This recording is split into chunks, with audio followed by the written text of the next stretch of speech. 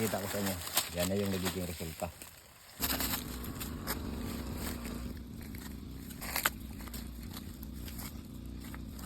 Ayan o.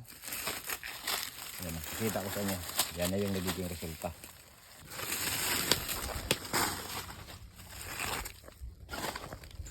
Ito na mga kagre, ito na yung resulta mga kagre. Tingnan mo.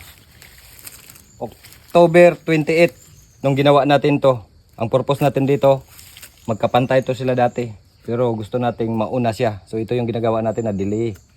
Na-delay yung mga subuan natin. So ginawa natin, tinakluban natin. Ayan o. Ayan o. Kita ko sa inyo. Yan na yung nagiging resulta. So napaka-effective mga kagre. Tingnan mo sa unang video ko mga kagre.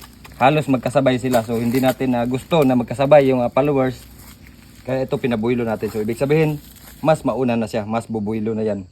So marami tayong ginawa dito mga kagre. At maraming nagtataka kung bakit natin ginagawa yung mga ganong bagay. Kagaya niyan, lagyan na naman natin. Sobra effective mga kagre. Gamit na gamit to. Kaya nito, dalawa na naman oh. So gagawin natin, ganun pa rin sa ginagawa natin. 1 week lang. Kasi expectation ko 2 weeks. 2 weeks mauna. Ito, mauna na naman to kaysa dito. So ito yung napakabisang pamaraan